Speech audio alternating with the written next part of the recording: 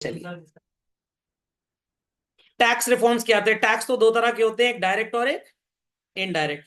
जिस पर्सन पे टैक्स ठोका गया वही पे करेगा, it is direct tax. India में दो तरह के डायरेक्ट टैक्सेस थे, अब सिर्फ एक बचा है। One is income tax and other was wealth tax.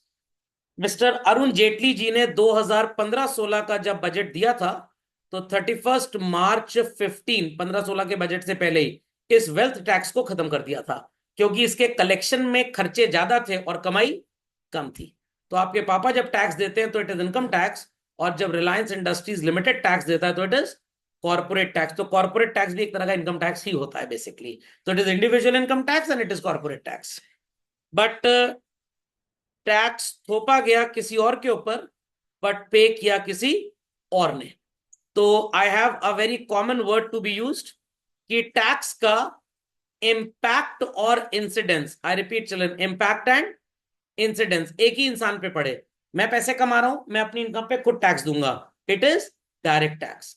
PVR cinemas में आप मूवी देखने गए, टैक्स लगा पीवीआर सिनेमाज को, बट पे आपको करना पड़ गया। तो इम्पैक्ट है पीवीआर के ऊपर, और अल्टीमेट इंसिडेंस किसके ऊपर आया? जो ऑडियंस। सर मान ली कोई अंधा है, मूवी देखने गया तो टैक्स नहीं देगा, वो ऑडियंस में तो आएगा, देख ही नहीं पा रहा है, सुन तो रहा है ना। तो सुनने वाले को भी ऑडियंस बोलते हैं, देखने वाले को भी ऑडियंस बोलते हैं। थिएटर के अंदर बस आप घुस जाइए, आप ऑडियंस बन जाएंगे, चाहे आप सोए वहां जाके, चाहे कुछ करें। पहले तो मूवी पे एंटरटेनमेंट टैक्स था, कुछ मेरे जैसे लोग जाके टिकट विंडो बोलते थे, वहां एंटरटेनमेंट टैक्स वापस करो। क्यों? हमारा मूवीज को एंटरटेनमेंट नहीं हुआ है। Is that clear? चलिए भाई, इनडायरेक्ट टैक्स समझ गए। सो पहले भी टैक्स रेट बहुत थे इंडिया में, आज भी बहुत है। बट पहले तो टैक्स रेट इतने भयंकर थे, इनको थोड़ा सा रिड्यूस कर दिया गया, क्योंकि लोग टैक्स की चोरी खूब करते थे, आज भी करते हैं, दनादन करते हैं।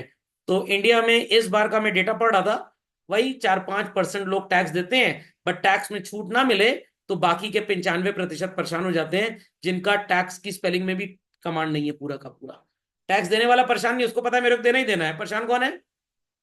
जो नहीं देता है। मैंने एक लोगों से पूछा, कह रहे अरे बड़ा बेकार बजट है। मैंने क्या समझा बजट, पहले ये बता दीजिए। वो टैक्स में कोई छूट दी नहीं गई।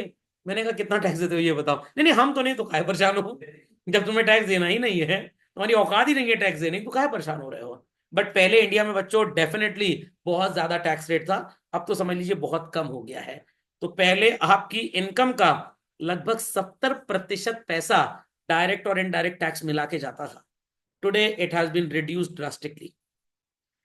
बीच बीच में स्कीम्स भी आई, और ये स्कीम बड़ी मजेदार थी, सुनिएगा बहुत मजा आएगा।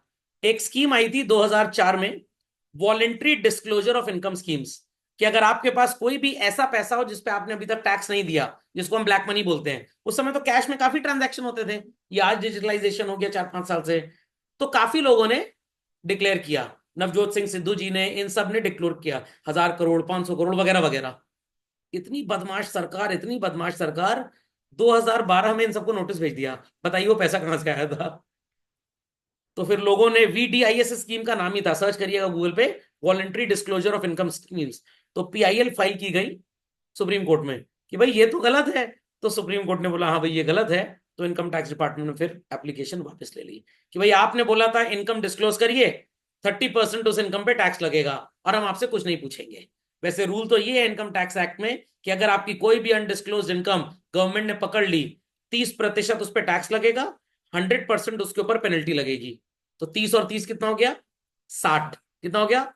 बाकी जो 40% पैसा है वो आपको मिलेगा नहीं, वो गवर्नमेंट के पास जमा रहेगा, कम से कम 3 साल के लिए। और 3 साल बाद आपको प्रिंसिपल वापस करेंगे, इंटरेस्ट नहीं देंगे आपको। ये तो कम था। अभी जो हुआ था नोटबंदी, 85% पैसा सरकार सीज करके ले गई आपका, और बाकी 15% पैसा 7 साल के लिए गवर्नमेंट के पास जमा रहेगा। 7 साल के बाद आपको प्रिंसिपल मिलेगा, इंटरेस्ट इसका भी नहीं मिलेगा आपको। तो कुछ लोगों ने सोचा मिलना मिलान कुछ है नहीं, तो नाली में बहा दिए पूरा पैसा। ओके। इनडायरेक्ट टैक्सेस के रिफॉर्म सबको पता है, झुआ भर टैक्स थे। It was trade tax, it was sales tax, services पे it was service tax, factories पे इट वाज एक्साइज ड्यूटी। इतने टैक्सेस थे, मैनेज करना ही बड़ा इम्पॉसिबल हो गया। तो इन सब को हटाकर एक साथ कौन सा टैक्स आ गया बच्चों? गधा समोसा टिक गया, गुड्स एंड सर्विसेज टैक्स, इसमें बड़ा खेल कर जाते हैं लोग, सामान खरीदते बेचते हैं नहीं, सरकार से टैक्स वापस मांग लेते हैं। सिंप्लीफाई कैसे किया गया, सिस्टम को पूरा ऑनलाइन कर दिया गया। अब ये यहां लिखा हुआ है सिंप्लीफाई किया गया, बट है बड़ा ही प्रॉब्लमेटिक सिस्टम। अगर आपका इंटर नेटवर्क बहुत अच्छा नहीं है तो tax is still a very great problem in India. तो सब लोग समझ गए टैक्स रिफॉर्म्स। चलिए, तो अगले लेक्चर में बच्चों हम फॉरेन एक्सचेंज रिफॉर्म्स पढ़ेंगे, followed by privatisation and globalisation. चलिए, धन्यवाद।